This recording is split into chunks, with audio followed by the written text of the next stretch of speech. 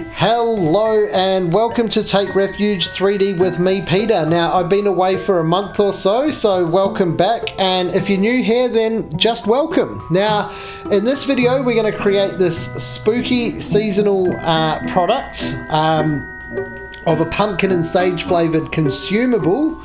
Now, we'll model the main prop here in Plasticity.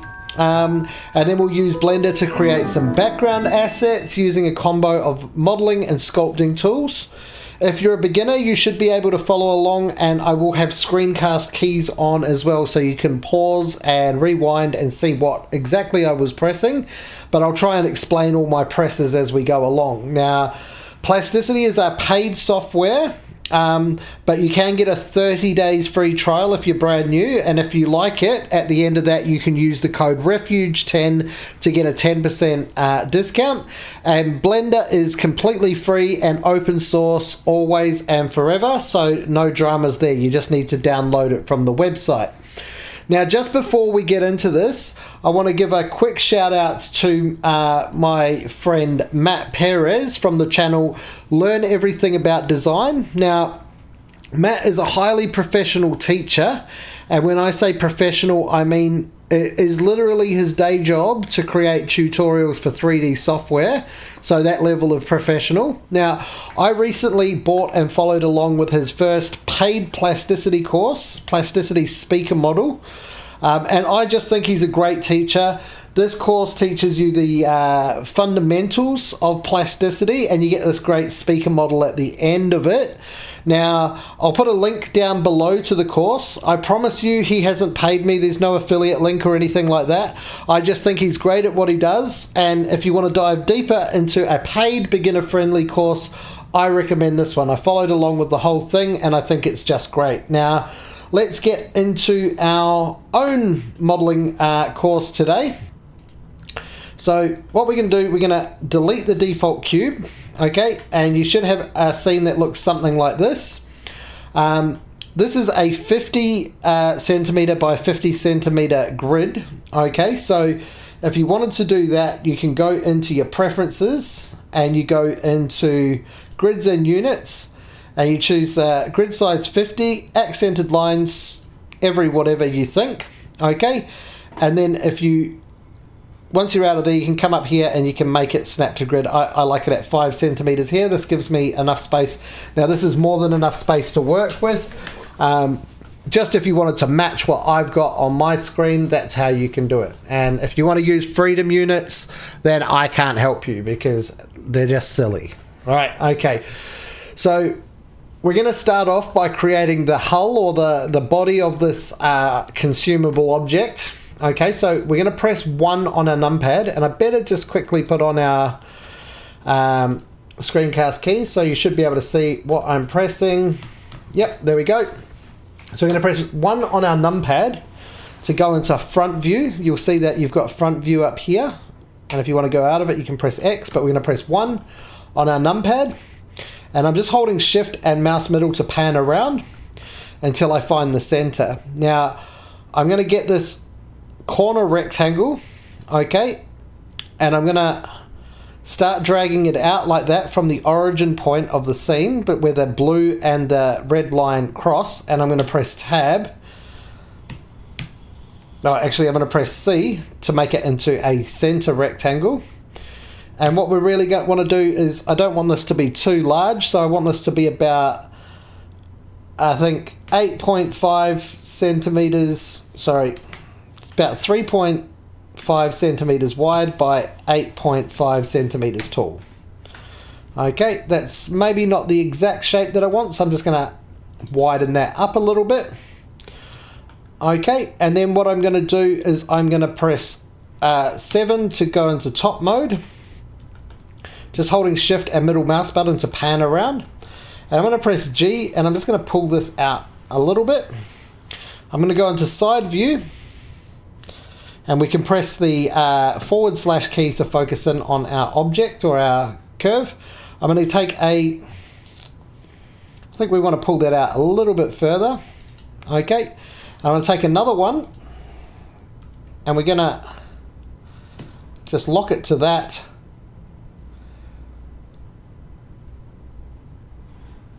and to that, and we're going to get a side angle. Okay, and what we're going to do is we're going to just G to grab and X to constrain to the x-axis. We're going to pull that out a little bit like that. Okay, so we've got this kind of gap here, and we want to maybe make this one a little bit narrower, so we've got this kind of angle in here. Now I'm going to press 7 to go into top mode, and I'm just going to do the same thing again, and we're going to create something down like that, and we're going to just drag this one G and Z to constrain it to the Z axis, although you can use the gizmo. Now I kind of want these to be evenly-ish distributed, so I'm just going to press 2 and to go into edge mode to select that.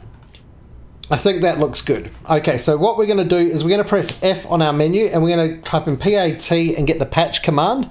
You can see I've got this set up to Alt F on my keyboard. If you right click a command in the list, you can change the shortcut.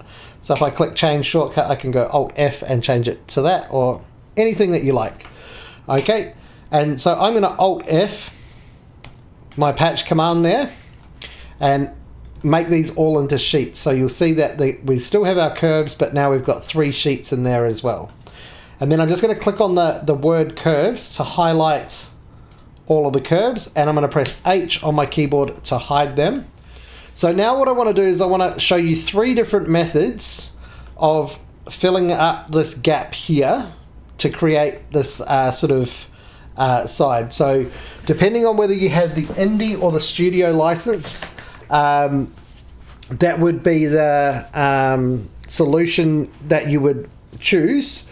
So I'm going to start with the simplest option that you can do in all licenses to begin with, and then we'll move along and we'll look at the difference between the 3 different options and see how this works. So we'll use lofting and patching for the first one, and then we're going to use XNURBS in its various forms for the next 2.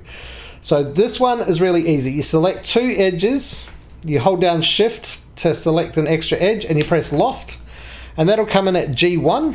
Okay, you want it to be at G2, so you can press tab or you can click over here to make it G2, so it's got tangency. And then we just do this for all of these 4 sides, or 3 sides rather. Okay, and then we've got all of these sheets here. So what we can do is we can drag from left, or so right to left in body mode, and we can join these all together. Okay, and then if you hold down Alt in edge mode on this edge, and then we can patch that in, and we should be able to achieve a G2 with that one. So that's our first solution. Okay, this is just using tools that are available in the indie license. Okay, so just remember the first one is lofting and patching, and I'm gonna delete that, and then we're going to try the next least complex way of doing this, which also has not very much control, but is going to be a pretty good solution in many scenarios. So what you want to do is go to F with nothing selected and activate XNURBS from the menu. Now I've got that set to Alt V, but I've just activated that, and what I can do is I can start shift selecting edges. I can go into G2, and one by one we've got these solution here. So this is purely XNURBS, and we can maybe mess around with some of these a little bit, maybe make it high quality. Quad-sided isn't going to work in this case because it's got more than 4 sides. Okay, and you can mess with your tolerance and whatnot as well. So that's option number 2. So that's using purely XNURBS. And this final solution that we're going to look at has a little bit more control, and then we're going to look at all 3 of the solutions, and we're going to see what the differences are, and you can sort of choose which way. Now this one is also, so this one here is only available in the studio license of Plasticity because it's got the XNURBS, and this one is also based on XNURBS. So what we're going to do now is we're going to select 2 edges press F and type in square. Now square is a so if you got 4 or divisions of 4, so 4 or 2 sides, you can use the square command basically. Sometimes it might work in other scenarios, but not that well. So we're going to choose the square command. You can see I've got that set to Alt W. Okay, and we're getting a G0. But what you might notice straight away is that we've now got CVs, or these points, spline points, on our face. So we can tab that into G2, and we're getting a very similar result to this one here. But what you can see now is that we can actually edit the amounts of degrees and spans. So if we start to edit them, and you can actually see the reflections changing in real time with this command. Okay, I don't want quite so many, so I'm going to bring those down, and I'm going to bring that down to about that many. Okay, so now we've got that. Those settings should be saved, so we can change the weight of them also. Right, make it a weight of 1. Okay, I'm going to select that, and then I'm just going to do this, Alt W, get it into G2 by pressing tab. And so this is very similar to the loft and patch method in the fact that we're getting these separate sections. Okay, so we now have those 4 square XNURBS, or so 3, sorry, and we can just quickly join these all together. Okay, and then we can, this has got 3 sides, so we can't use the square command, it won't work. So we're going to just use the XNURBS command, and we're going to tab twice to get a G2. We're going to make it a high quality. It's got a little error here saying there's a problem satisfying a G1 and a G2 constraint. It happens on both of these. I'm just going to ignore that for now, because you'll see it's not too much of an issue in this case. Now what we can do is we can join that with that, and then I'm going to take this off. And what we can actually, before we take this off, we can actually now, if we actually get rid of that, you can see that we can actually play around with these as well. So if I wanted to just slightly mess with the heights of these, I could G, and I could just pull them up a little bit. Could scale them out, scale them in, scale them out. All right, to get a little bit more control over that. But for this case, I'm just gonna add my XNURBS in there, and we're gonna join this here, and we're gonna have a look at these 3 options. Okay, so depending on what you want to do. Okay, this is just a very sort of quick overview of what you can do with the different tools. So we've used essentially 3 different tools to get the same result, but we can test our reflections by looking at like a nice reflective matte cap like this one, and you'll see this first one, it kind of cuts up. The second one is very smooth. Okay, and the third one is also very smooth if we turn our edges off. Now if we look at our zebra stripes, you'll see this third one, and maybe if we look at these zebra stripes actually, you can see that that's quite nicely, and these curves smooth around. And on this one it's quite similar, although it's a little bit different. Okay, and on this one you can see that they kind of jag out, and you can see quite a sharp turn, and you can see that this area isn't quite as smooth as it is on this area. So this is how it's going to affect your reflections essentially. So I also have a nice matte cap that I use making my plugin Matte Caps Forever. With this one you can almost see a seam here. I don't know if the YouTube compression is going to affect that, but you can kind of see the seam. This one almost has no seam. Okay, and this one also has a seam, but it's also quite smooth, so it's almost an invisible seam. So and that might be just due to the fact that I played with those curves a little bit. Now, so I personally, for this project, I'm just going to delete all of these and this, and I'm going to choose probably just using the XNURBS function like this, okay? So, and tabbing it into G2. So I think that's sufficient for my needs. And we're just going to select all of these and join them together. Now, what I'm going to do is I'm going to mirror this on the X plane and just pressing Q. So mirror is Alt X, and then I'm just clicking on this and I'm pressing Q to union, as you can see here, to merge the two halves. And then I'm going to do that also on the X plane. Okay.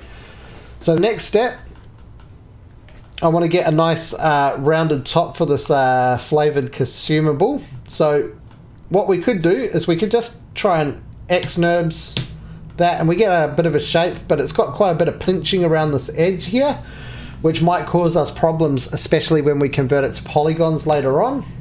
Or we could try to patch it. We can patch it at G0, G1, it's going to think about it. And we've got this really messy stuff, okay? So what I'm going to do for this is I'm going to use the ISO param by pressing Control R. And you see it sideways. If it's sideways for you, press Tab and it'll go long way. So this is like a loop cut, kind of. And then if you just drag it along this top edge until it goes mid, okay, it has mid in the name, then we can have that directly in the middle of that face, and then we want to do it on this side as well. So we've got those two mid faces. Now I'm going to use the bridge edge command. So select these two faces and press Shift B to bridge the edge, and it's going in the complete wrong direction. So I'm just going to try that one more time. Shift B. Okay, so we're going to go side 1, side 2 and change it back. That might not be the case for you. You kind of have to play around with it a little bit. Okay, I'm going to go into front mode. I think that looks like okay. Okay, and I'm going to press Alt V for XNURBS, only selecting this loop here. I'm going to tab it into G2 and I'm going to select this, and we get this nice sort of I don't know, bulbous top. I'm going to choose high quality, and I don't know, play around with that a little bit until you've got something that you like, and then I'm going to join it to the body here. Okay, and I'm just going to delete that curve, and for the matter, I'm going to delete those older curves as well, just to get rid of them. Okay, so now we got this kind of vapey shapey. Now you can see those lines that I've got there, I don't need those anymore. So you can either select them individually and press X to delete them, or you can select the whole object, and in your search menu by pressing F you can go type in the word red, it's the first 3 letters of redundant, and click delete redundant topology, and it'll delete any topology that's not necessary to support this mesh. So we've got all of this so far. Okay, now I'm going to go into top mode, and I'm going to take out a corner rectangle, and I'm going to press C to turn it into a center rectangle, and I'm going to bring this up high like that. I'm going to press 1 to go into point mode, or you can click over here, and I'm going to select those 4 points, and I'm going to press B to bevel them, and I'm going to use a fillet rather than a chamfer. And I'm just going to, once I've done that, press Shift and I, and then click the main body of my object, okay, to get this imprint here. I'm going to select that. I should have pressed hide occlusion, so I'm going to do that again. Click hide occlusion so it doesn't show up on the bottom here. So if I unhide it, you'll see it shows up on the bottom. Okay, and then I'm going to right click, I'm going to hide that, I'm going to select this, and I'm going to scale it on the Z axis. So I'm going to press S, Z, 0. Okay, so that, we've got this nice little top, and we might be able to bring that down like that. Okay, so we've got a nice little shape like that, and then I can fillet that like that. Okay, so the next thing we're going to do is we're going to create a little snout for it. So we're going to press 7 to go into top mode, and we're just going to bring a circle out here like this, okay, until it's not quite touching Now I've got a feeling that this might not be quite symmetrical, so let's just see if we can make that symmetrical. So we're going to go 7 into top mode, and we're going to make a circle till it almost touches the edges but not quite, and we're going to scale that across like so until we've got this kind of oval rugby ball shape, football if you're an American. Okay, and then so I'm going to shift I and imprint that on, and we'll just hide this quickly. Okay, and we'll just delete this face here, and we're going to duplicate that, and we'll just bring it up like so, scale it down, and we'll just try this straight away. Try simple first, loft it, and we've got this little, I think we need to make this a little bit, I think we need another point in the middle, and we'll just scale that down. And so we're going to select 1 at the bottom, 2 and 3, and we're going to loft that up like that. And I think even this one can just play around with it until you get a shape you like, basically, which is what I'm doing. That seems to be okay for me, if I'm honest. And I want to make it a G0 like that for now, and you'll see why in a second. And then we're going to join these two together by pressing J with them both selected, and then I'm just going to press Alt F on here to give that a patch, and that has gone back from being a sheet to a solid. Okay, now I'm going to see if I can select these faces and just scale them a little bit like that, and a little bit like that. And then around this edge, I'm going to perform a fillet and try and make it a G2 fillet, and we're going to do the same around the top. Okay, so that is looking like it might be able to be almost consumed, but now we need to get the holes in the top, which is what I was trying to do before. So what we'll do is we'll just take this circle here, we'll shift D and we'll scale it down, and then we'll make another smaller circle. Which one is the center? That is the question. I believe it's that one. And we'll just G that across, and Alt X to mirror that one onto the other side. Does it look symmetrical? Yes, it does. So we're going to just G these up. Okay, and we're going to go into face mode and select all of them, and we're going to pull them down like so, and we're going to use this little circle to make them like that, and then we're going to grab them all again, bring them down, press 4 to select our main body and select it, press Q for a boolean, drag across and boolean these out. We can try and make them as big as possible. Okay, and then we can delete our little curves there, and we'll give these two a chamfer like so, and we'll give this one a fillet and a little fillet around the top of these two, just for nice reflecting the light purposes later on. Okay, so if we can look at that with no curves on, that is starting to look a little bit like a vaporized consumable might. Okay, and I'm just going to see if I can extrude that down. No, we'll just leave it like that. It doesn't really matter for this case. It's not functional, it's just for a render. Okay, so just let's have a look with a sort of a metallic-y matte cap, and you can see there's a little bit of seamage there, but I don't think it's going to be much of a problem. We can troubleshoot it if it is later on, but here we go. So what we're going to do next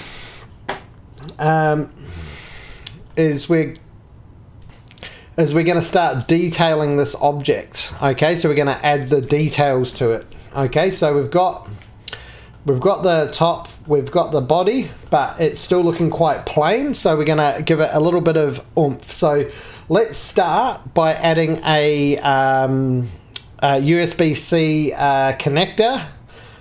So you can press 3 to go into write mode, but I want it on the left hand side, so I'm going to press Control 3 to do the opposite. And we're just going to make a little a corner rectangle and press C to make it a center rectangle.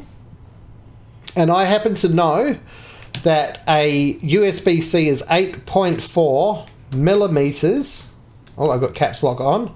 Millimeters wide by 2.6, I think, millimeters tall. Now that looks about right. So what we want to do with this is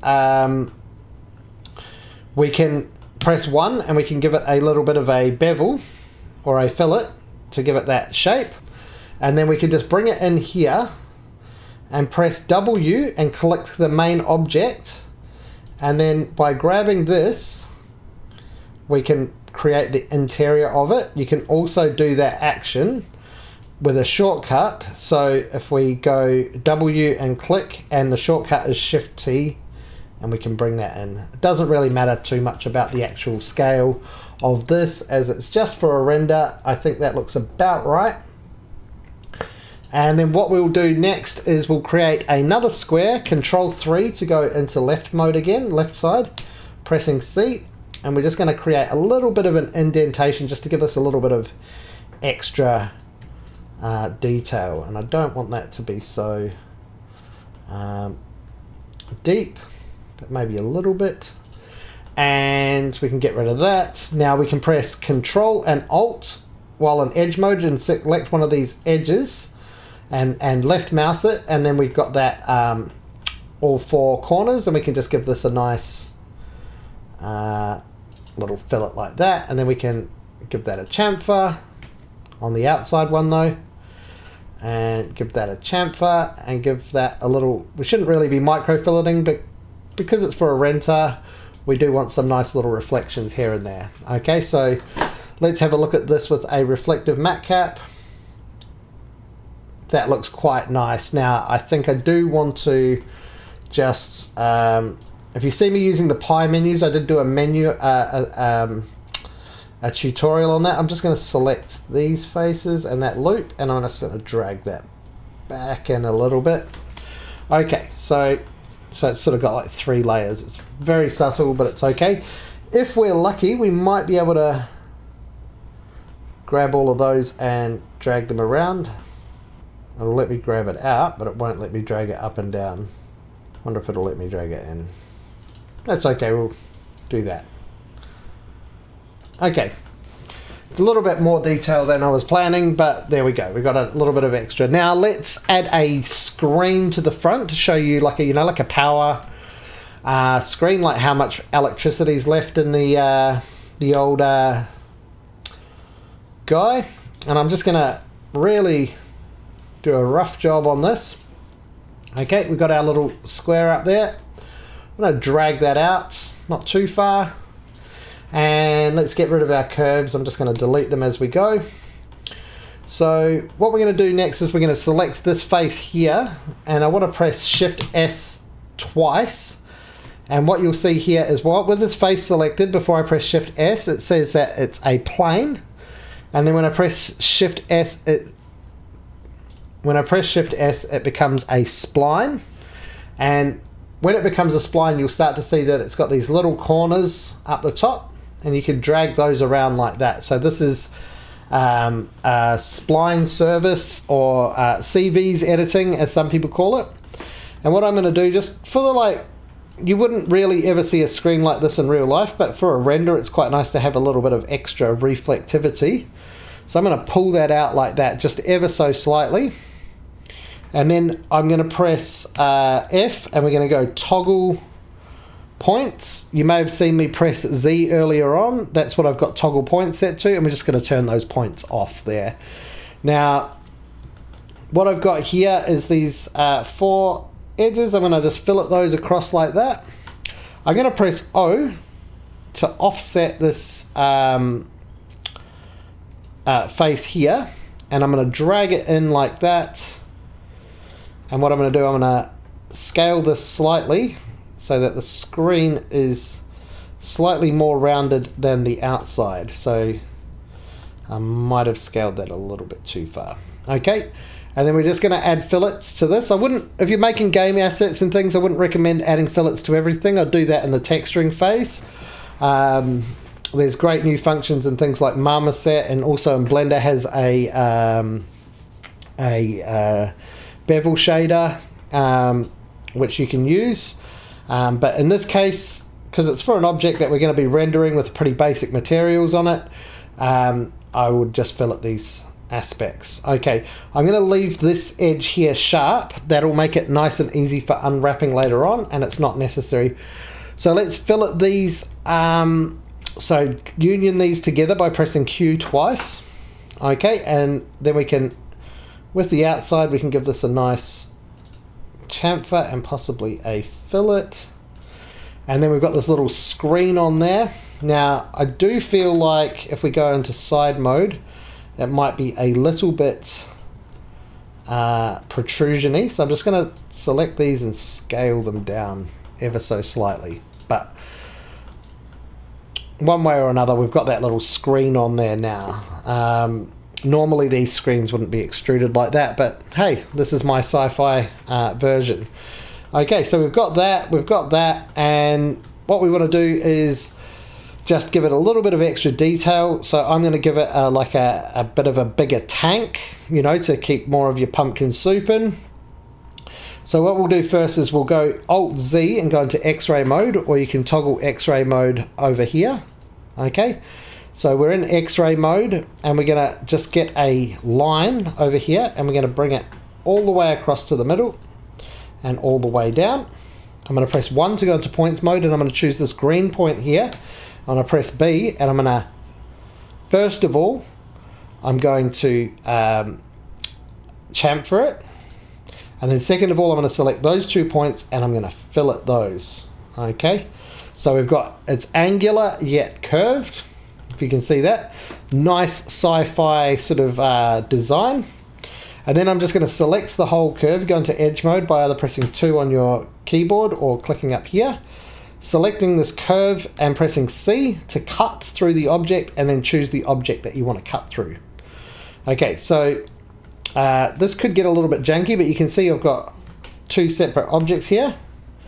Okay, I've got the 2 separate objects. What I want to do is I just want to make this tank area protrude. I'm just Alt-Z to turn X-ray mode off, and I'm going to press scale. Actually, we might as well select both of these objects now, and F redundant topology, get rid of that. Okay, and I'm going to choose just this object. I'm going to press scale S, and then I'm going to press V for pivot to select the pivot of where it scales from, and I'm going to scale it to the side, and then I'm just going to overall scale it a little bit, scale V, and I'm just going to press S again, and we've got this tank. And maybe you want it to go out a little bit like that. Maybe that's a little bit too big, but let's just play around with it until I've got some kind of something that I enjoy. Okay, so this area could cause us some problems, but I don't think it will. Let's just bring that in like that. And I'm going to Q and Q to join these 2 objects together. And now I'm just going to try and fillet. Actually, the chamfer could work there. I'm going to chamfer that one. Actually, let's fillet both of them. See, that fillet's actually worked quite nicely. And then we can fillet this one. And I'm going to try and make that a G2 fillet. Okay. So having a look at that now, we've got a reasonably complex looking model. This blend isn't causing us too much of a problem, though it is a little bit. I mean, we could fix that. I might just give that a little go. Just see what we can do there. Actually start with this face. And let's get rid of this one. Go onto this face. And what we could try and do is try and see if we can XNURBS that, and now that might be a little bit overkill, but I don't know if it's any. Oh, and that fillet didn't go all the way around, so let's take a few steps back.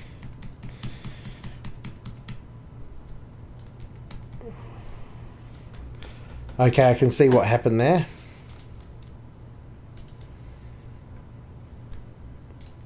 But let's try and see if we can get them to all join up.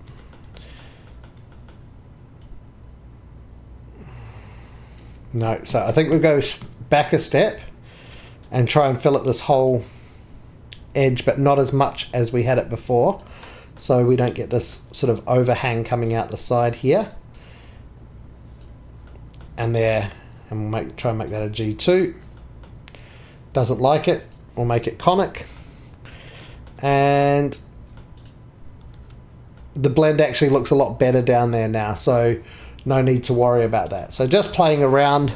I'm aware that we're quite far into the tutorial now, so let's maybe think about texturing this one. Okay, so we'll go over into Blender.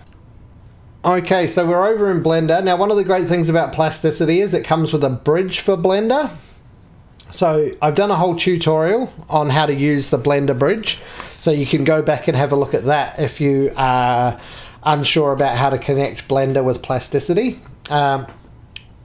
Or you could just export your object as an OBJ and then import it into Blender. It doesn't really matter how you do it. But I'm going to refresh this. Okay, and if we see down here, we've got our little vape. Now, when you click refresh, what you're getting is a preview. This is not a final model, and the wireframe is like so. So I'm using a pie menu to change between the different view modes, but you can also change them up here like so into the different modes. Okay, so what I want to do is I want to refacet this as n-gons because it's easier to UV n-gons, or to get textures out of n-gons. And I'm gonna, with these settings are quite high, you could possibly lower them down. Let's refacet that, and that is not that great with that, so I'm going to bring that down. I'm going to refacet that again, and I think that there's a couple of little artifacts here with that curve, but I'm not going to worry about those too much now.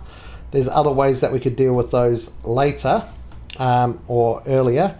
I might just bring the tolerance down and see if we can actually, let's try and export this as a OBJ and see if we can get better result. So I'm over in the OBJ exporter in Plasticity. I'm going to change this to n-gons. Okay. I don't exactly see why we're getting this. Wonder what happens if we use quads. No, that's going to create lots of poles. So we're going to use n-gons. Okay, I'm going to make the density a little bit higher, so 0.75. Okay, that looks reasonably good. So I think it should be pretty decent. So I'm going to go okay with that one. And over in Blender, I'm going to import the OBJ, and it's going to come in massive and on its side. So we're going to rotate X90 minus, and we're going to scale it down by 0.01, and that should bring it down to, yeah, 12.5 centimeters. That's about right, and that's coming a lot better. So I don't know what it is with the Blender bridge right at this moment, but it's not getting good results. That was a problem in an earlier version of Blender. So if you do want to get better results, it's probably better to use the OBJ exporter for now. Okay, but we've got this here and it looks reasonably good. Okay, so what we can do now is we just really want to go into edge mode and select this edge here.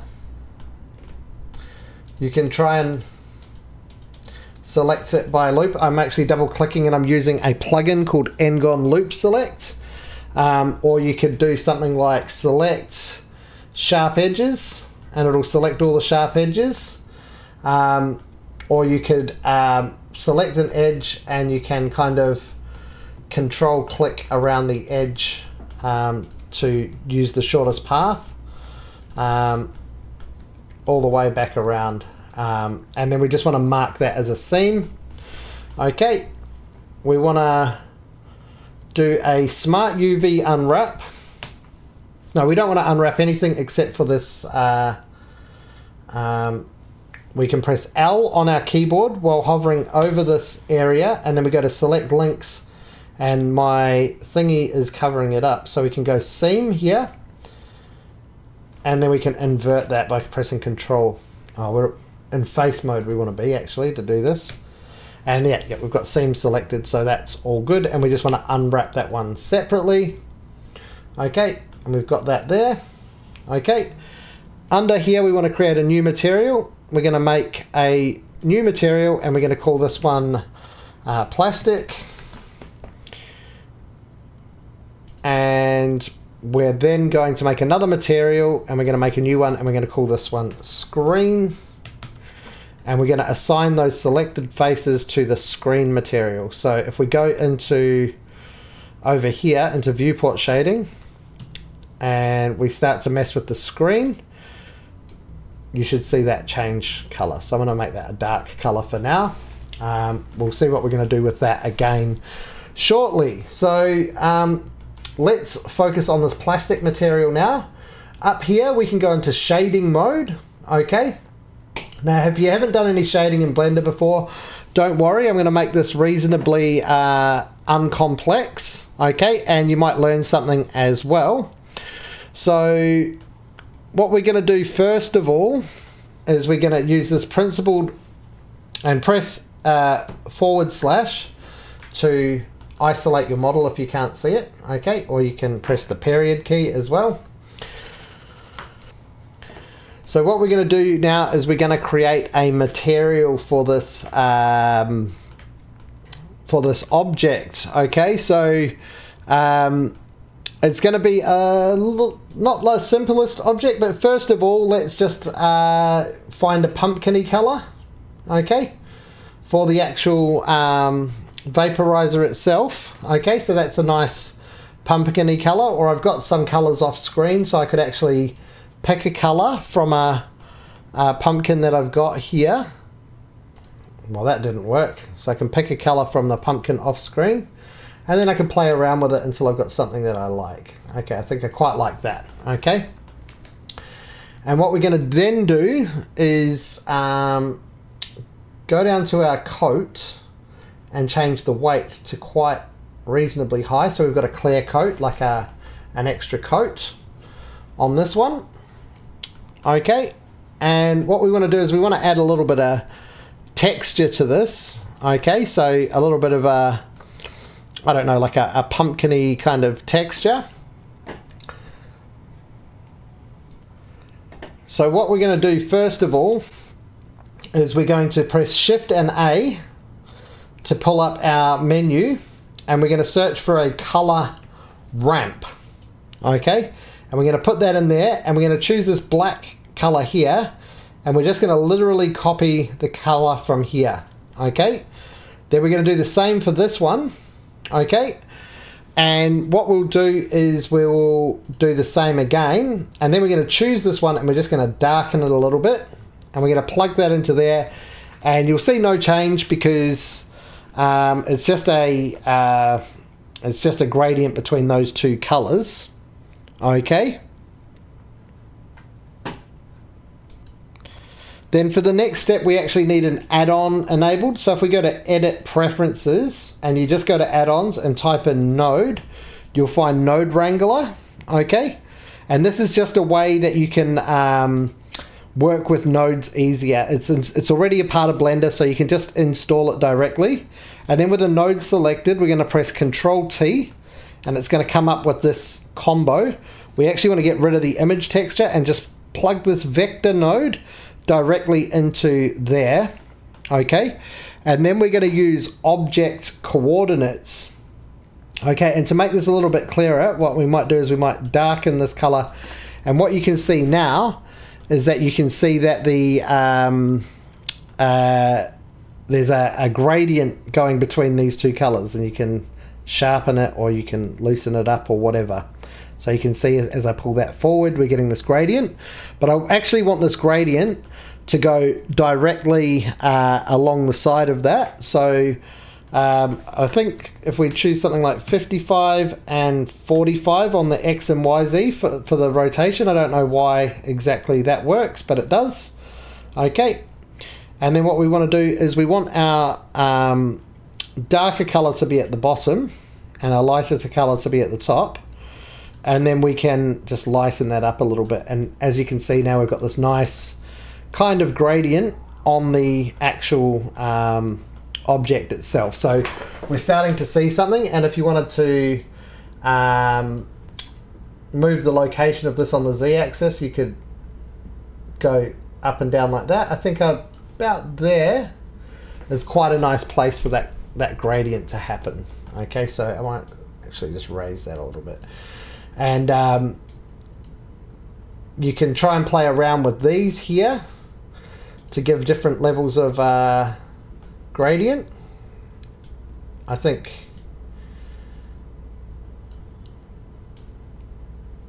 this B-spline works quite nicely for me. Alright, so we've got that there, and if we go into rendered mode, you'll see it in a different sort of environment. You could get an HDRI in if you wanted to. Now, okay, so we've got that there. So let's move on from there. So let's get a little bit of texture going on this. So we don't want this to be just like a perfectly smooth object. So what we'll do is we'll introduce another color ramp. Okay, and we'll also add a mapping and texture coordinates to that. Get rid of the image texture by pressing Ctrl T. And we're going to Shift A and we're going to choose a noise texture. Okay. And we're going to plug the vector into there. We're going to also use object coordinates, and we're going to plug the factor into here. And if we Control Shift click this, we'll see what's going on. So we've got this kind of texture going on. Now with our noise texture, we can mess with this. So I'm going to change the scale to like 100. Okay, so we've got this, and the detail, we're going to raise that up. Okay, and roughness, I think we can leave that. We can change the distortion to something like 7. Now we can maybe even just bring our scale of that down a little bit. Okay, so we've got this scale. We don't want it to be too crazy. Okay, and then we can give this some color as well. So I think I want one of them to be a pumpkin-y color, and one of them I want to be a greenish color. Okay, and then we can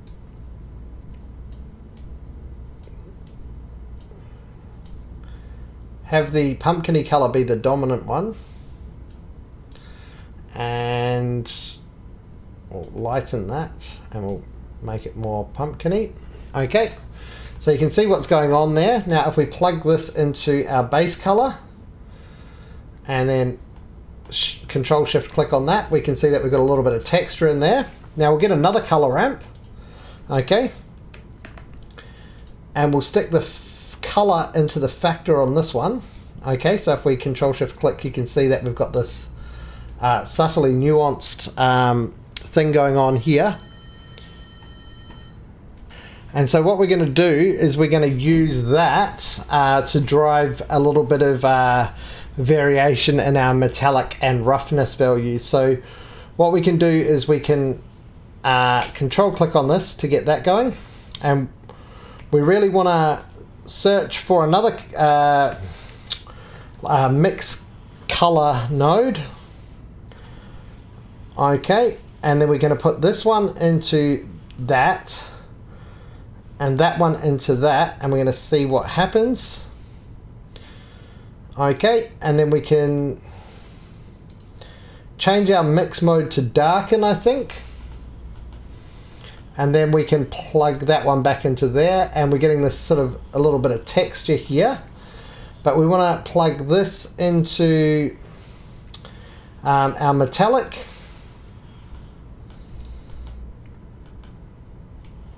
And into our roughness as well. Okay, and then we want to actually flip these over a little bit so that the metallic is in these green speckles. And then what you can do is, until you're ready, we could maybe even go down to our clear coat and maybe plug this into our clear coat roughness. And you could drag that down like that. And that up like that. And then you can just play around with this until you get a effect that you like. And we can actually just lighten this effect here.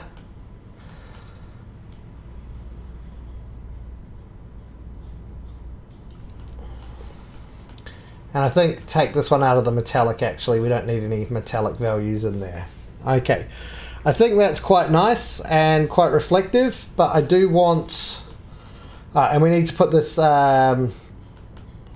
this mixture node into here. Okay, and then we can make that factor quite low.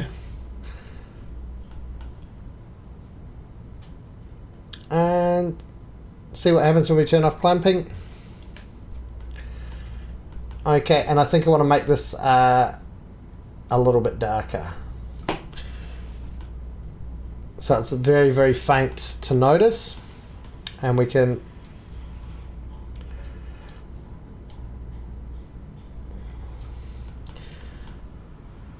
maybe even make a little slight bump for this as well. So I'm going to get a search bump node, and we're going to plug this color into the height and the normal into the normal, and it's probably going to be really ridiculous, so we're going to bring the strength right down like so, and that might be a little bit too high still, but now you can see that we've got that little bit of extra texture there. So that's quite nice, but that's not exactly as far as I want to go it. What we want to do is actually just get another principled shader. Okay. Alright, and we're going to plug that there. Okay. And we're going to create another color ramp. And because this is a pumpkin and sage flavor, what we're going to do is we're going to use a bit of trickery. So we're going to plug that in, and we're going to give this a another pumpkin-y color. So we can go there, we can see what that looks like. And we're going to give this a green color. Okay. And we can change this to just have a mapping node to be object mapping. Okay, we're going to bring this green right down. Get rid of that image texture, plug the vector directly into there, make this object coordinates. Okay, and do exactly the same what we did there. So we can 55 and 45. And then we can make the location 0.1 minus 0.1. Okay, so we've got that exact same kind of gradient there. Okay, so then what we're going to do is we're going to mix these two shaders here. Okay, so we're going to mix these two shaders with a mix shader. Okay. Mix shader, shader, mix shader, and I'm going to plug that one into there. So, but I actually want that one to go into the bottom one, and we're going to put this one into the top one. And then for the factor, we're going to use a Fresnel node. So Fresnel is the way something reflects on another object. Okay, so if we just Control-Shift click that, you can see what's going on there. And if we add a color ramp to this, okay, what's the easiest way to explain this? So the front of it, the front of the object is getting a darker value, while the edges are getting a lighter value, a little bit like the way that light would reflect on glass or water or something else shiny. And if we use our color ramp, you can dial this in like that. But what we're going to actually do with this is we're going to plug that into there, and we're going to use the color of this as the factor of that. Okay, and it might take a little while to compile. So what you can see now is that this green color is only ever on the back reflections. Now if we take this into actual rendered mode, you'll see, so it's almost like a matte cap in plasticity. So for example, if I use this matte cap that I made with Matte Caps Forever, you can see how it's pink at the front and orange at the back. So that is sort of the effect that we're going for here. And if you want to know a bit more about Fresnel, Andrew Price, Blender Guru, a few years ago did a video about how everything has Fresnel. And that was back in the days before Fresnel was automatically included in the background of the principled shader. So what we're going to do now, we're going to maybe play with these settings until we get something that we like. So I want it to be very subtle.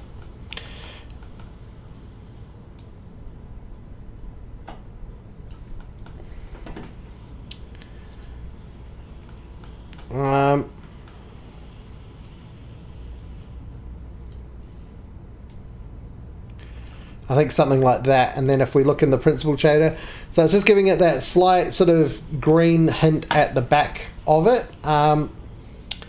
Feel like maybe B-spline might work a bit better. Yeah, so you can see here we're getting this green and this green, but I actually want this to be like a little bit less of a powerful green. So we'll lighten it down a little bit, and we'll bring our orange more to dominate. And as we zoom in and out, you can see that there we're getting this green. So it's almost like fake lighting in a way, or and we can make sure that the coat on this one is pumped up to 1. And I think with this one, we'll actually just take the out of the coat roughness, and we'll bring the weight up higher as well. So we've got this shinier object. So that looks really cool. I think I'm quite happy with that. If anything, you could play around with this forever. You could reduce the scale on this to get more of an effect. Bring the green up. So this is a reasonably simple plastic texture. So just to recap, what we've got here as the base material is we've got a darker color here as part of the gradient. And we've got our gradient settings over here as done before, and then we're mixing that with a noise texture which has a color ramp with a green and a orange, okay, to give that little bit of texture. And then we're using that to drive our roughness map. We did have it in the metallic, but that didn't look that great. And then down here we've got another texture which is partly orange and partly green, and that is going into another principled shader, and then we're driving a Fresnel node to give it the slight green twinge, which if we turn the green up there, we can play around with that. And basically you can tweak this as much as you like, or you can make a completely different texture. I quite like that for our purposes today. So let's move on to the next little bit of texturing, which is the actual screen itself. So I'm just going to Control T, and we're going to open up an image.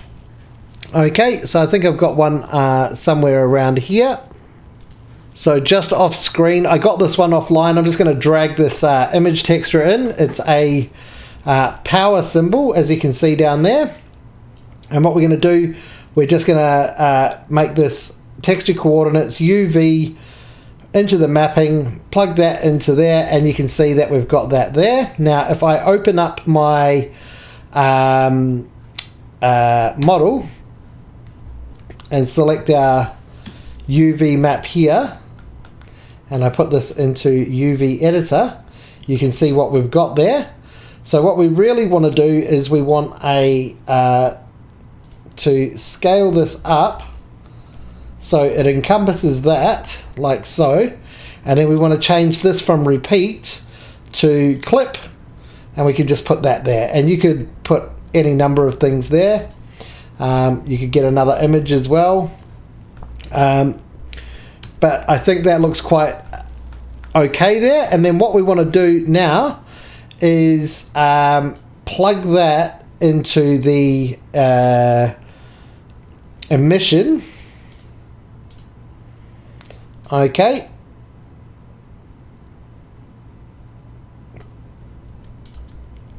And we can see that, and we can probably change the color of this emission to a green. Okay, and that's fine. So and we can maybe add a multiply or a math node here, and we can just change that to multiply, and we can increase and decrease the strength of the emission in there as well. So we've got this green color. I would probably bring this down to about 3, and we've just really got that power sign there. Now, to really drive that home, we're going to actually go and add this to the compositing. Blender has inbuilt compositing. If we go back to layout mode, we can see our object, and we want to come down to here, up here, and we're going to go down to compositor, and we're going to go always. And in the compositing mode, we'll just get rid of this dope sheet. I have no idea why the dope sheet's there. And we'll go to 3D viewports. We'll focus in on our object, and we'll just change this to that. And as we do this, what we're going to be able to do is add in a glare node. Okay, and we can just change this to fog glow. Change this compositor down to always as well. And we can see what's going on there. So you can change the threshold of that, mix, whatever. Okay, so just for now, that's just a basic little bit of compositing, so you can see that that is an emissive material, and that would work in the cycles view as well. So we can,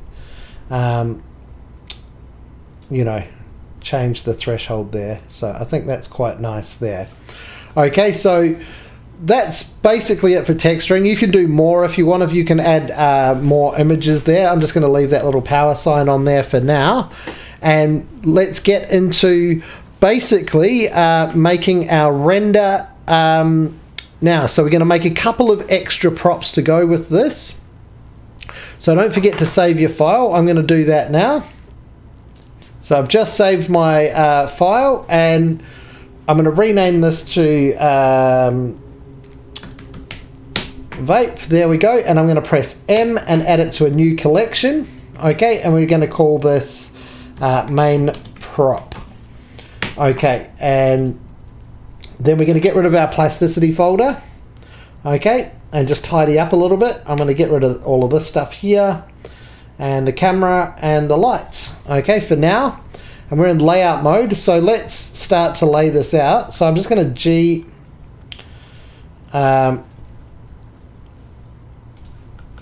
we're going to go into front mode, and I'm going to go G, Z, and just put this on the ground plane, like so. And let's just get a nice plane in our scene. Okay, this is going to be our sort of our view. Okay, and we're just going to get a nice angle on this. I'm going to add a camera to the scene. I know I just deleted one, and I'm going to go Control Alt 0 to add it to my view. And then over in the tool menu, or the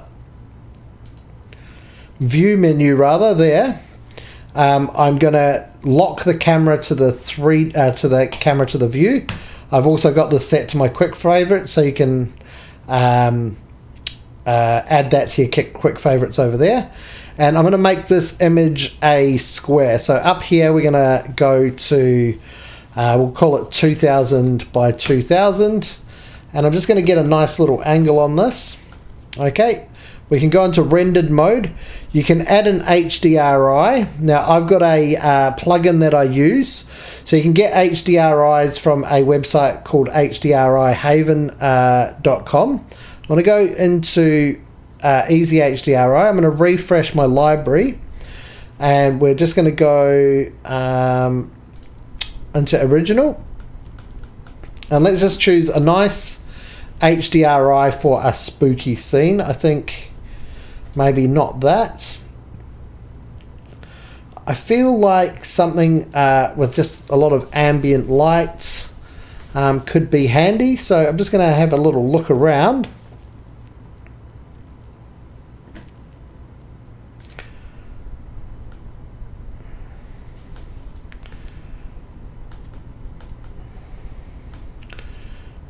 And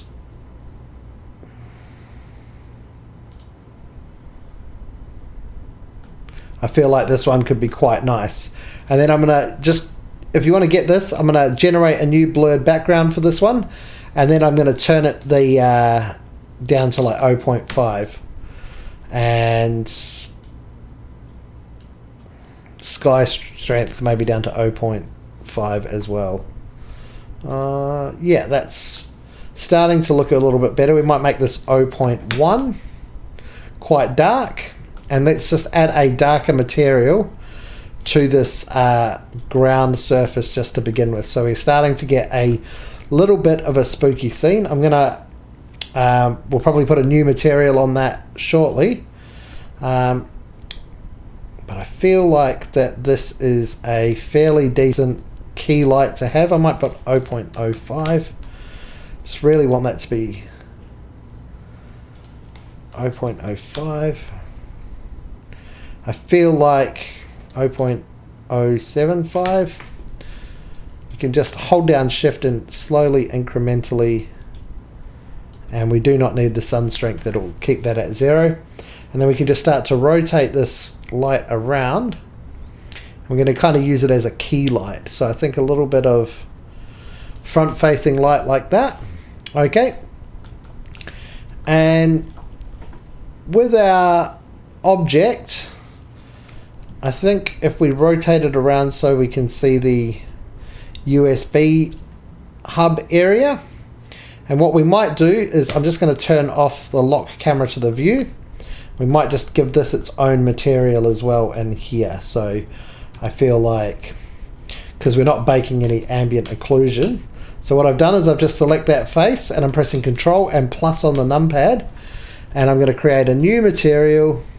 I'm going to assign that there, and we're going to go new, and we're going to just give this a darker color and make it metallic and shiny,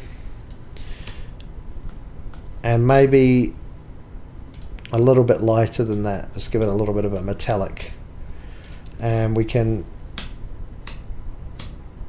maybe assign that to that like that. Okay, so that gives us a little bit of a view. So we've not added any lights in yet. We've got our little our vapor guy here. We've got a ground plane. I might use Blender Kit to find a material for this ground plane, something Halloweeny. So we'll go down to Blender Kit, and I'm just going to go into materials, and I'm going to type in wood. Okay, and we're just going to get a, I don't want a procedural material because they tend to take up a lot of memory. So I want a texture material, and let's give this one a go and just drag this onto this panel. Okay, that is fine, but we want it to be perhaps a little bit smaller, so we can go into this UV editor and scale it up like that. Okay, and then we can subdivide this plane by maybe 100 and see if that has actually got any depth to it. So just having a look at that, we can maybe change the scale of this displacement. We might need to add a subdivision surface modifier to this actually.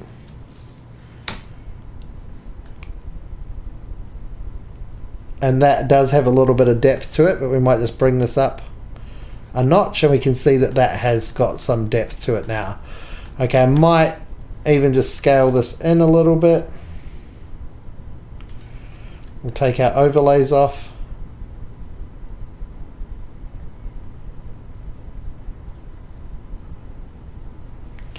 Scale 0.5. Okay, and then going back down to our material, I feel like I might have brought that scale in a bit much. 0.01, 0.005. There we go. We got a little bit of a wooden slats there. Okay, so let's make our other props. Okay, so what I'm going to do is I'm going to hide all of these. Okay, and we'll go into layout mode, and we're going to go into here, turn our overlays on, and we're going to just really quickly, I'll probably speed this up, but first of all I'm going to just add in a UV sphere. Okay, and we're going to bring this down to 16 segments. And then we're going to press tab to go into edit mode. Okay, so we've got 16 segments on a UV sphere, and we're going to tab into edit mode. I'm going to press 2 to go into edge mode, and I'm going to select this edge, and then I'm going to select the next edge. So we can actually do it up here so it's easier to see. We'll go into top mode. Okay, and so I'm skipping one and selecting the next one, and then we can press Control Shift and plus, and you'll notice that it selects all the way around. And then we're going to go into our select menu down here, and then we're going to go select loops, edge loops.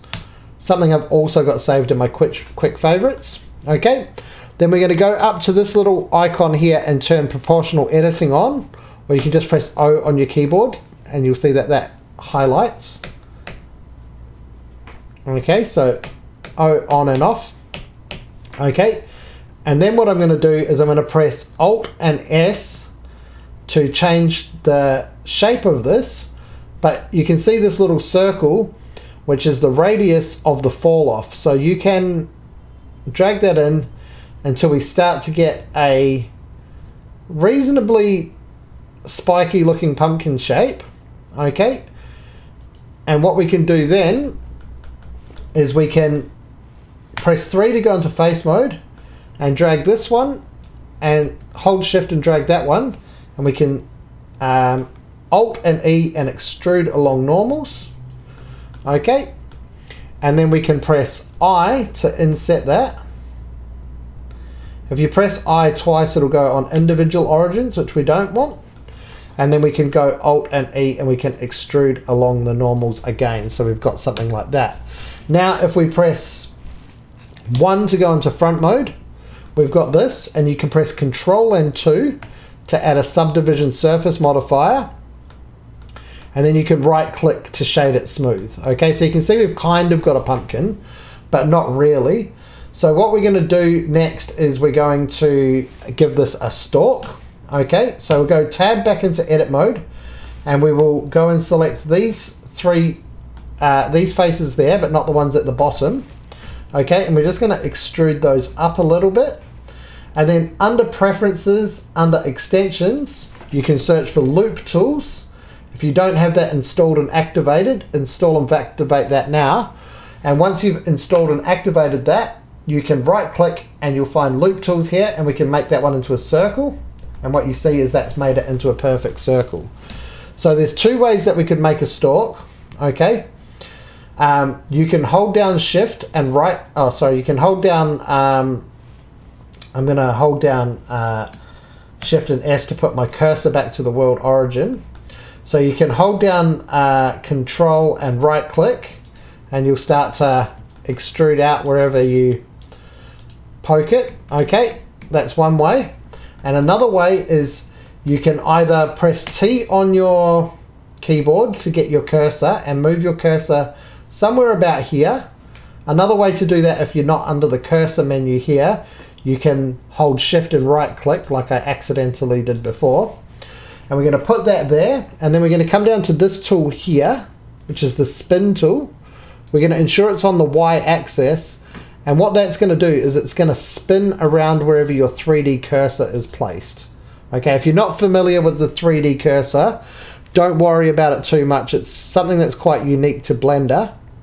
And as you can see here, we've done that, but we want that to be a circle, don't we? So in our loop tools, circle, and we're going to then rotate it around here, and we're starting to get a bit of a stalk. Okay, now if we come back to our select box, or you can just press W on your keyboard to do that. So W cycles through the different types of, so if you hold down this, you've got all these different types. We just want it to be on tweak or onto just select box. Okay, and we've still got proportional editing activated, so you can come down here and select connected only, and then we can scale this down. We can make that bit bigger, but we don't want to scale down the pumpkin like so it distorts, just the stalk. And I think if we select this loop here and we rotate on the Z, no, I don't think that's a good idea. We'll just leave it like that for now. That's okay. We're not going to spend too much time on this. This is going to only be a background asset, so it's not too important. So now that we've got that done, we can we can apply this modifier. So you can either hover over the modifier and press Control A, or you can go to this little arrow and press apply. So we're going to go into sculpt mode. I won't use the pen, I'm just going to use the mouse. You can drag this out so you can see everything a bit better, or you can drag it out to see all the names.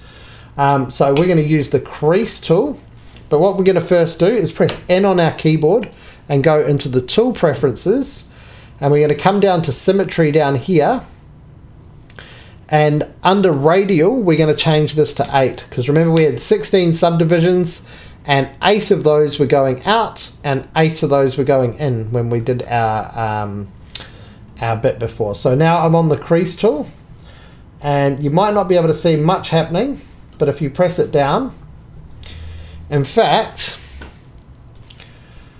I am going to get my pen out for this.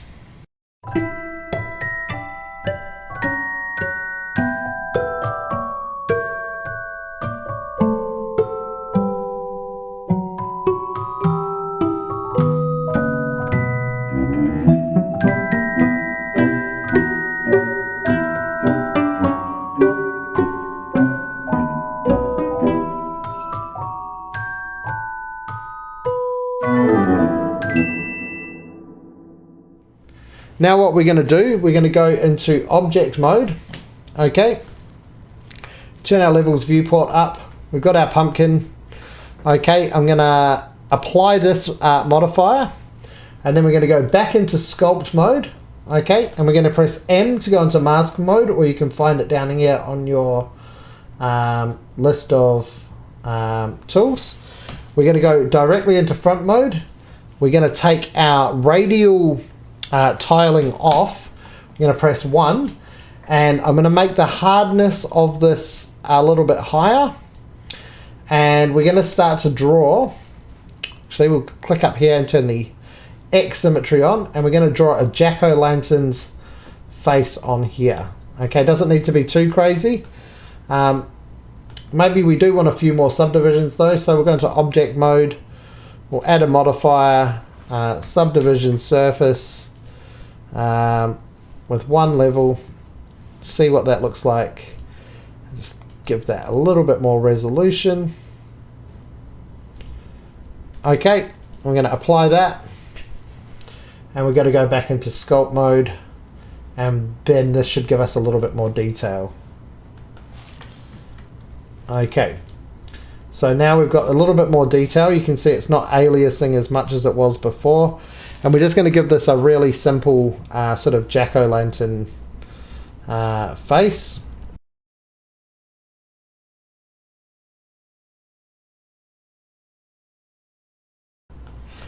And we can just press Control to draw teeth in the negative space, like so, and then just give it a bit more of a grin like that.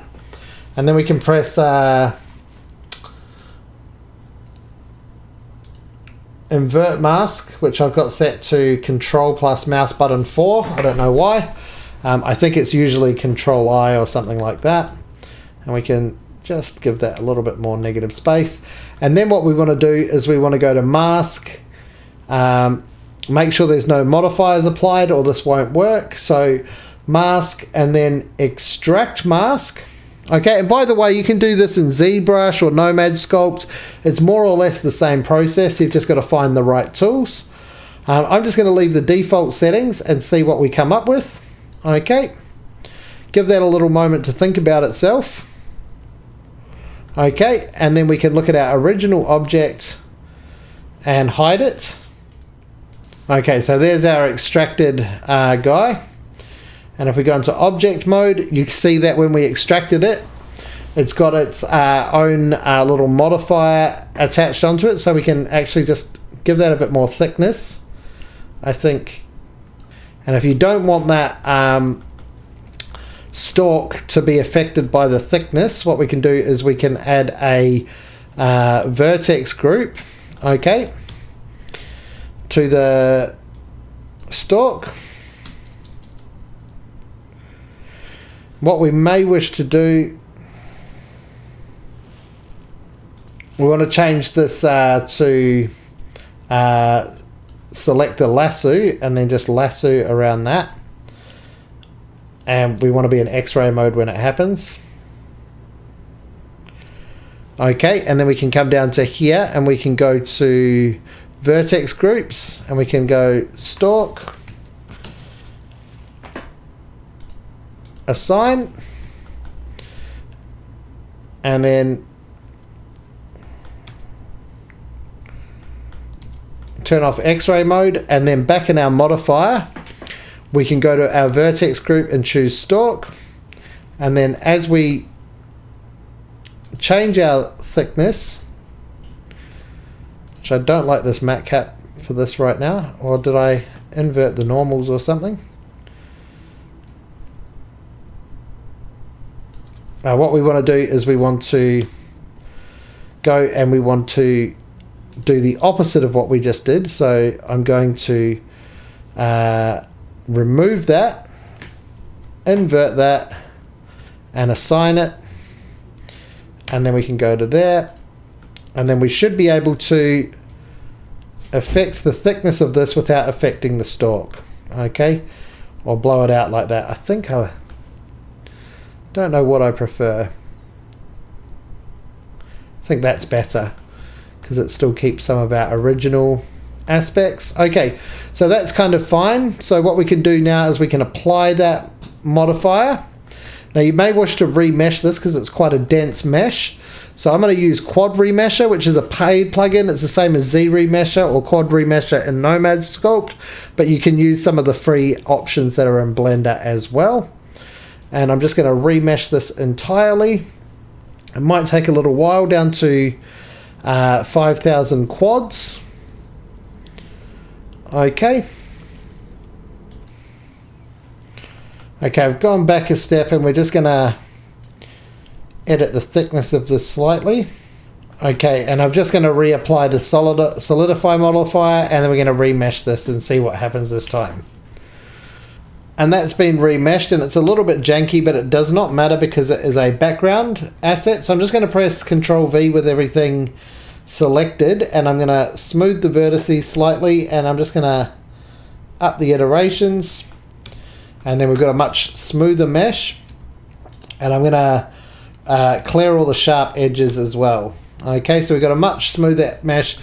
This is not a close-up prop, so look, you could spend a lot more time on it if you wanted a close-up prop, but this is just for the background.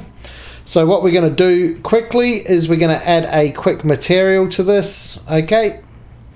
And we'll go into shading mode, and we'll do something similar to what we did before.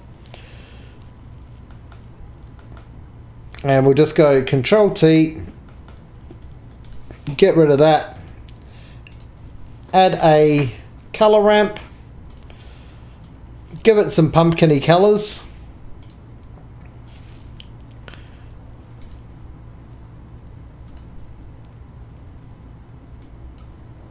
and just press Control C over that color and then select that toggle and press Control V, and we'll just make this one a little bit darker, and we'll get a noise texture or a Voronoi texture even. There we go. Plug the vector into the vector and color into there, and just to give this a little bit of detail, we can add up the detail, up the scale, and we make sure this is an object, not UV, because this doesn't have objects. Okay, so we're going to bring this color back to being slightly brighter, and then we'll get another color ramp.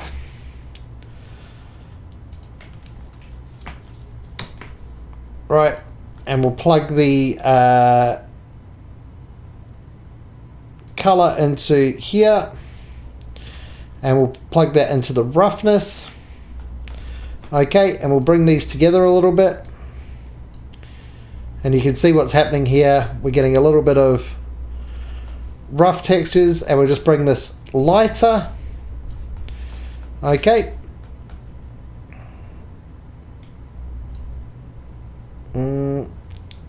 Maybe a little bit darker than that, to be honest. Okay, and then we'll get a noise texture and plug the object coordinates into the vector, and we'll get another color ramp, plug the factor into the factor, get a bump node, and plug the color into the height and the normal into the normal of the principled shader. And this is going to be quite jumpy. We're going to increase the scale of that, and we're going to down the strength of that. And we'll probably increase the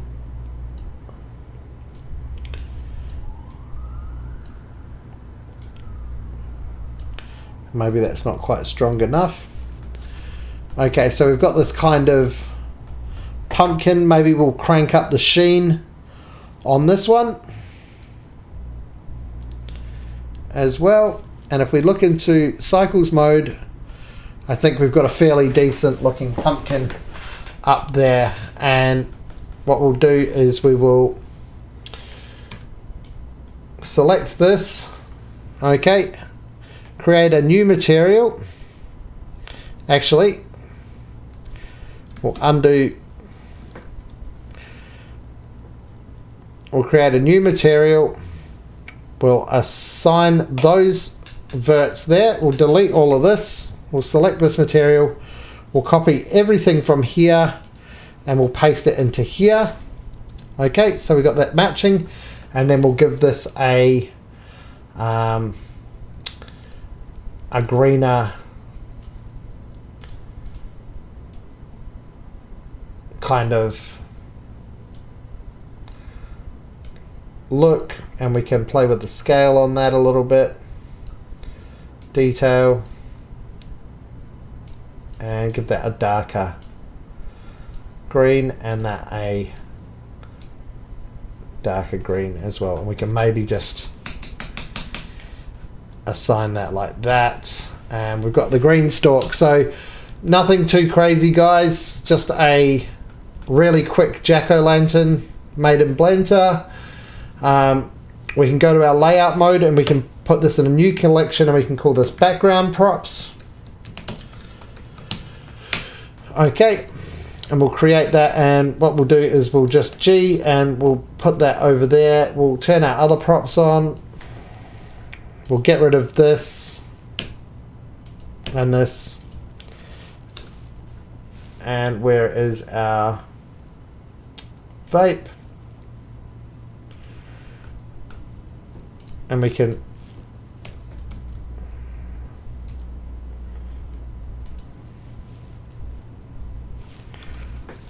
lock our camera to the view,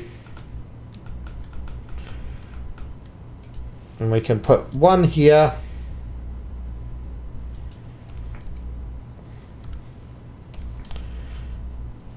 I'm going to rotate that on the Z axis by pressing R and Z, and we'll go 90, and then we can just rotate that on the Z. And maybe we should bring it up again, give it a little, I don't know, cylinder to sit on. We'll bring this up.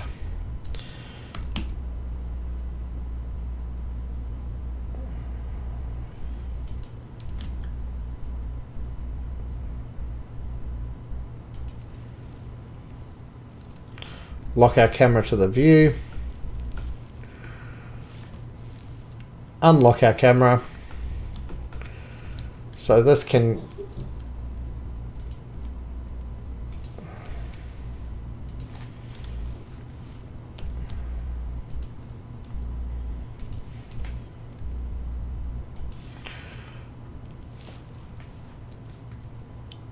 lock camera to the view.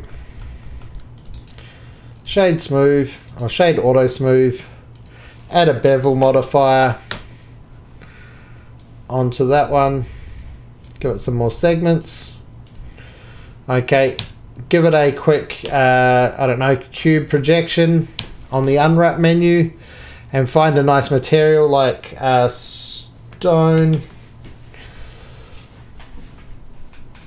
and we'll just turn our scene on a little bit.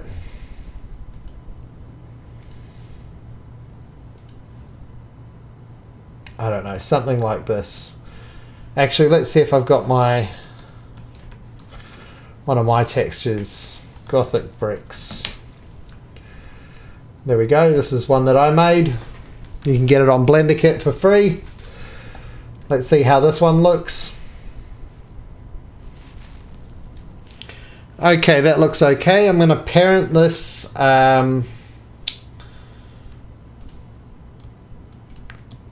I'm going to Control P and I'm going to parent the object with the transform to that, and then we can scale that down a bit. GZ and GZ. Okay, we're going to go into our camera now, and our camera settings. We're going to go to depth of field, and we're going to choose our object to be our vape so that that's what's in focus. We're just going to make the background a little bit less blurry. Okay, so this is starting to look okay. Okay, we can add a light into here. We'll just add a light, an area light, and we will rotate it Z45, rotate it X90. Oh, hang on. Let's get our locked camera off. So we're just gonna look at this here, and we'll go scene lights, turn that on, scene world, turn that on, rotate X. Actually, we'll change the transforms.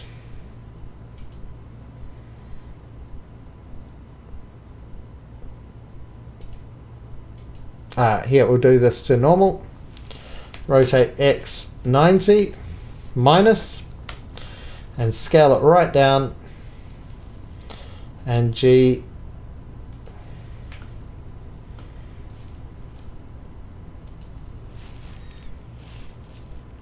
and it might actually be that easier to do this in cycles.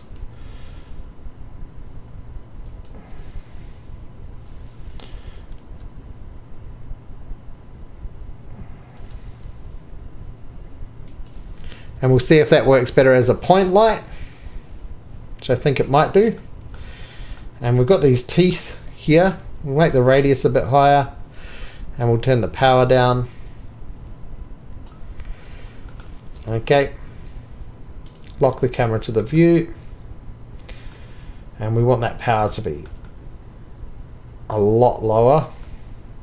Although that does look quite cool, all bright like that. We'll make the radius bit bigger, and we'll bring the power down. Okay, now what we can do, we can also parent that light to this, keep transform. We can select all three objects, Shift D, and and just make another one. GZ, rotate Z in the background. Okay, and let's just, we've got this in focus kind of. Choose our camera. Let's change the focal length to like, I don't know, 8. I think that looks quite nice. I'm not too sure about this wood down here, but we can have a look at the, we'll get our shading menu open over here. I don't know why it's not showing up in the other viewport. So we'll go to the shader editor, just drag this across here a bit, and now we can see our wood. We'll get a HSL or hue saturation value into the diffuse. We'll bring the saturation, we'll bring the value down.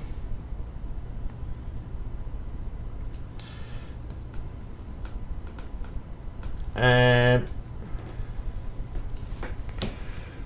okay, we've got our texture there. And I'm just going to go Control B and select it so it only shows what is going to be rendered. And let's just move our little vape around, rotate Z, possibly from this angle.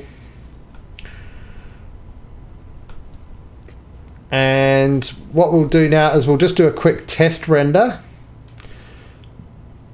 by pressing F12.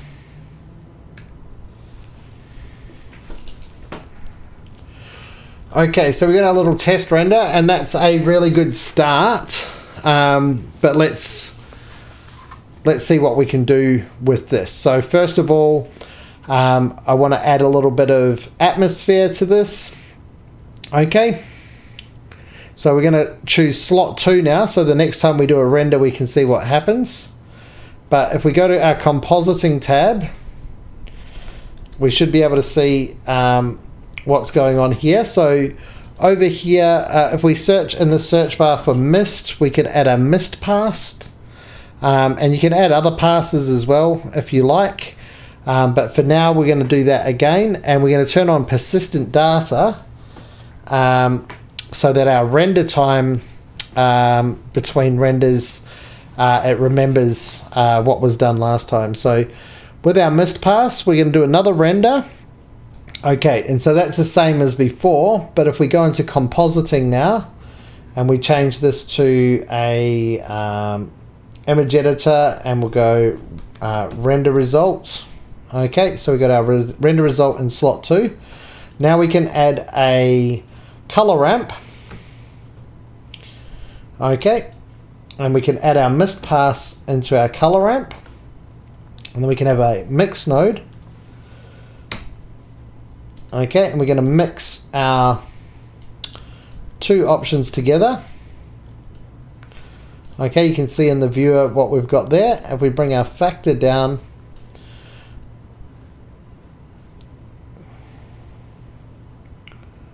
we can increase our threshold on our, or decrease the threshold on our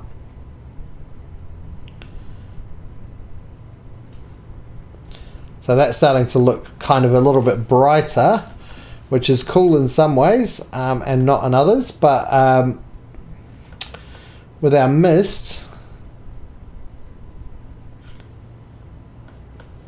it needs to also go into the composite. So, and we can just shift and drag through that to join those together. And so we're getting a lot of mist in the background.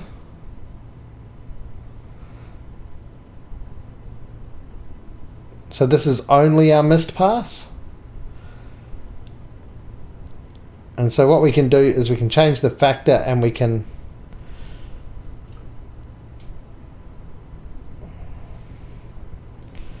sort of drag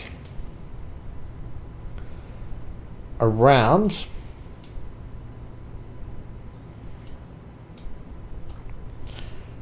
these, and we can bring this down.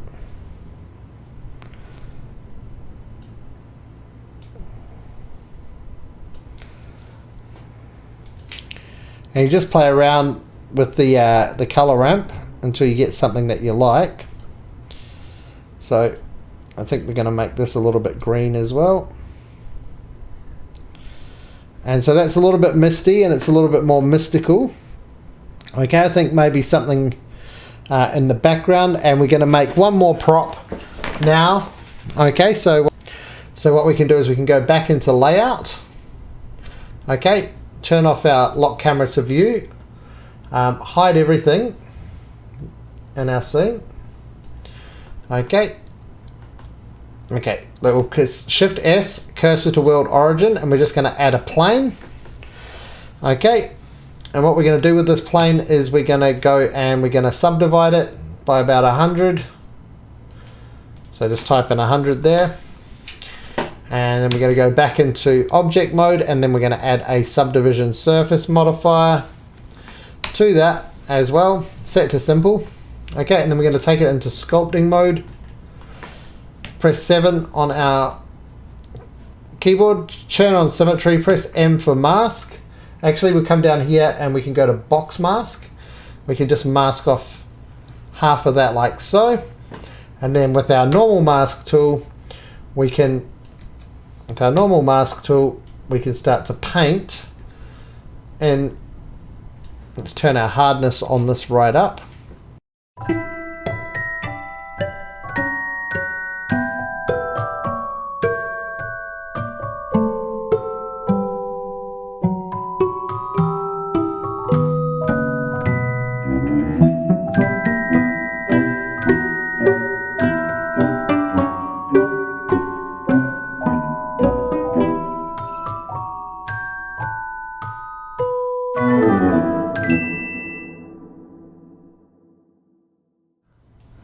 Very gently smooth that off. Okay, so we've got this leaf shape. Okay, I want to go back into layout mode. Okay, it's a very rough leaf. I'm going to quad remesh this one. Okay, down to about 4500, or we'll go 3500. We don't want too much. I'm going to remesh it.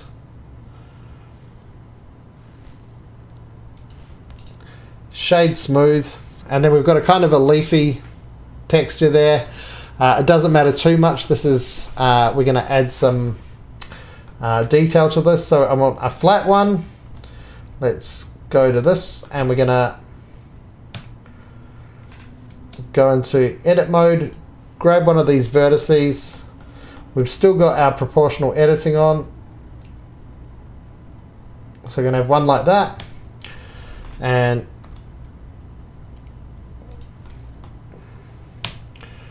then we're going to do one in the opposite direction. And we're going to turn off connected only as well.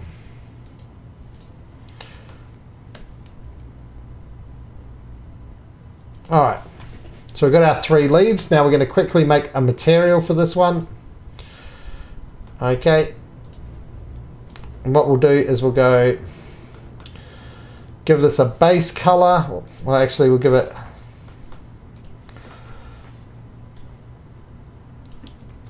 an ambient occlusion.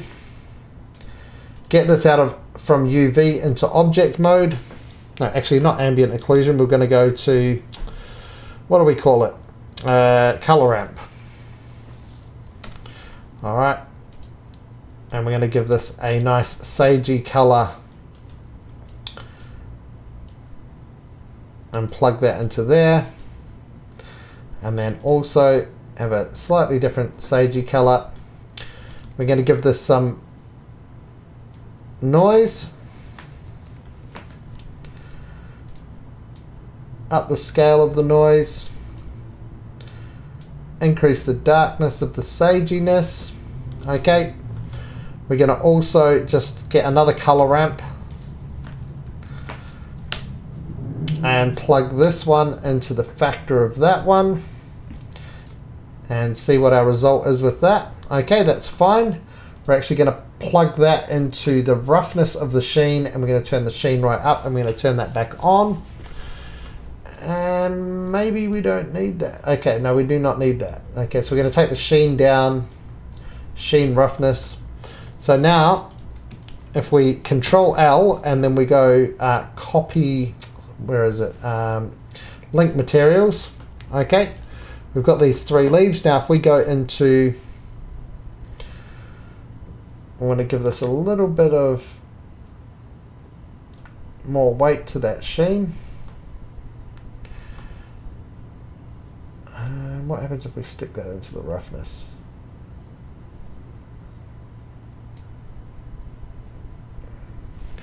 There we go. And I feel like that has got quite a very easy texture for this leaf that looks quite similar to sage here. So a lot of it's not going to be in focus, so we're just trying to get a general idea, but the sheen is quite cool. So we're going to go back into layout mode, and then what we can do, we can see what we've got going on here is we've got this scene and we've kind of got our composite here. So I'm going to add a new particle system.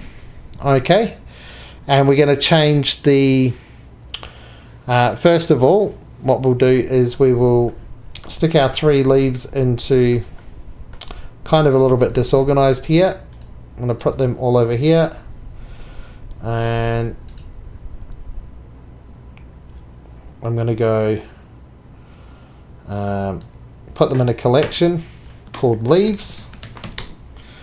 Okay, so M to create a collection, and then leaves, and then I'm going to Shift S and selection to active so that they're all in the same place. We're going to go back to our particle system, and we're going to go render, and instead of halo we're going to go collection, and then we're going to choose our collection leaves. Okay, and what we should be seeing is if we just turn off we should be seeing our leaves show up, but it looks like they're very, very small, so we can increase the scale of them. Okay, and then we can bring our collection GZ down.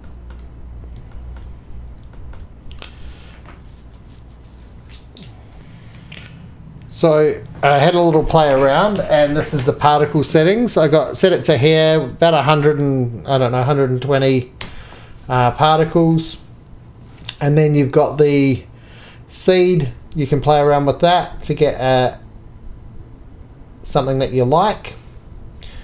Okay, segments doesn't really matter. Emit from vertices or faces, once again, preference. Random order. Okay, collection scale you can play with. I've got it set to 1.8. You could go to 0. I don't know, 3. You can get bigger or smaller leaves. I think 0.18 is fine, and you can scale the randomness as well, and so you get a random amount of leaves. And then if you click on advanced, you can get these velocity, and you can play around with the these random things. So we can change the Brownian force, drag, damp, rotation. You can go and you can randomize the rotation a bit.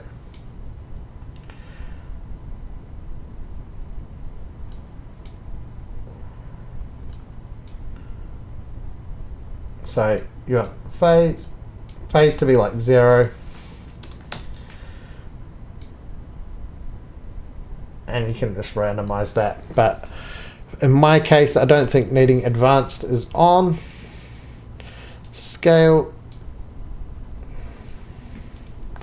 we can go back a few steps, or you can make a whole jungle out of it. Now let's go back to our camera settings, and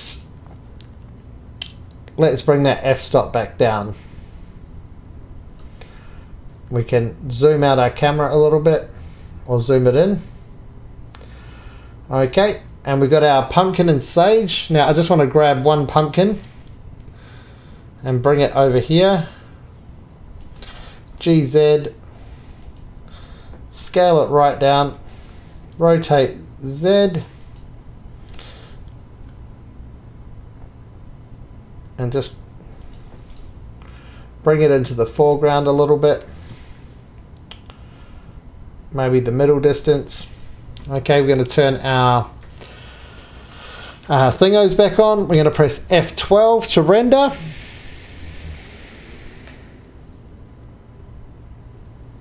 And we can play with our compositing a little bit. So we got that here. I think we can really reduce our mist pass. So we just got a little bit of mist.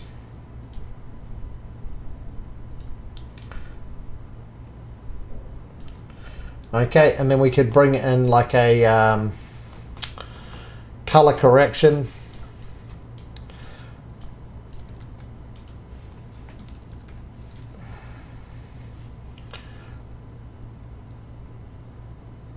Hang on, Shift A and go in color. Adjust color correction, or actually color adjust color balance. Right, and we could give this a little bit more of a blue in the left, a little bit more orange in the gamma, and a little bit more blue there. Now, final step is lighting. So let's do a bit of lighting. So in our layout mode, let's bring our 3D cursor over here somewhere, and then let's add in a point light, G and Z, right? And we can go Shift Z. Oh.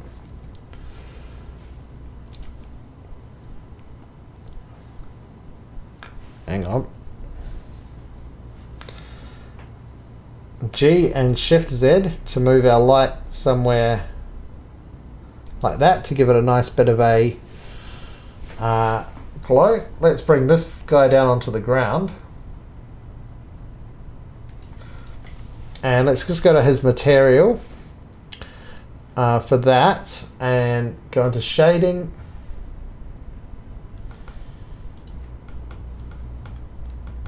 And let's just bring his, let's create a extra one for this one and bring the roughness on this guy to be quite shiny.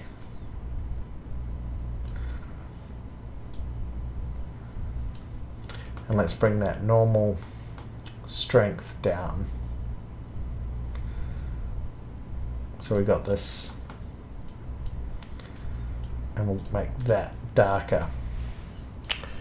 Okay, so we've got this shiny pumpkin in the front foreground there. Okay, and with this light, we'll just get this nice guy and we'll Shift D. Oh, and both of these are not on the ground. Rotate Z. Rotate Z. Control M, X. Okay, and with this light here, we're going to bring the power down, the radius up, and we're going to give it a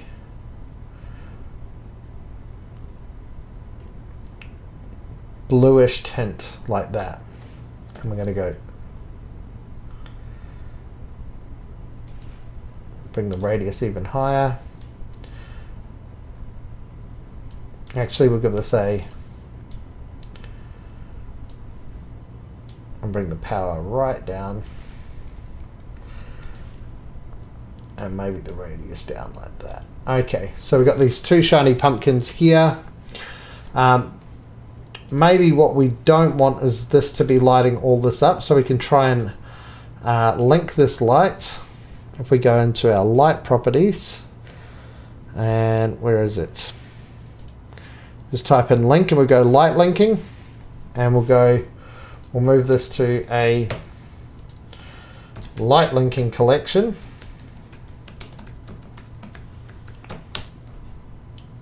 create that. Okay, and we'll add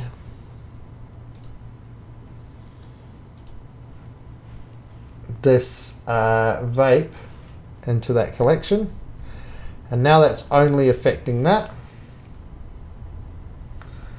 so we're getting a nice little highlight on that. That's not affecting anything in the rest of the scene.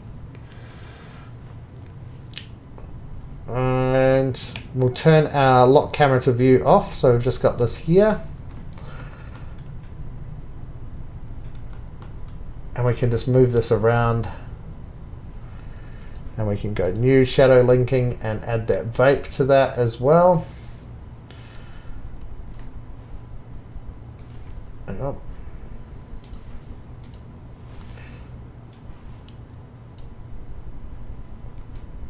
Actually, we'll add that point light wherever it is into there. I don't know how that works. Okay, I can't get the shadow linking to work, but that's fine. Now we'll grab another light, like maybe an area light.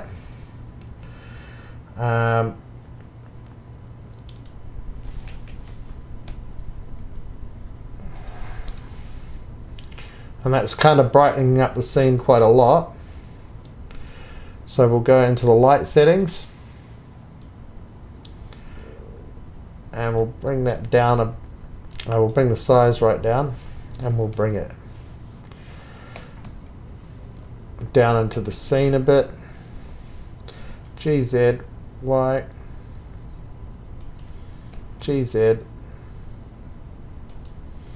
Hang on, let's try and light the back of these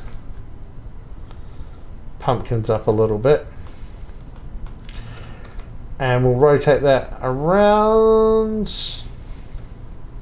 Rotate X 90. Rotate Z. What's that facing? Rotate Y. Rotate X. Change the power of that. And rotate Y. Change the size of it. There we go. And then we can give this a test render. Okay, so there we go. That's your render. You could do lots of other things.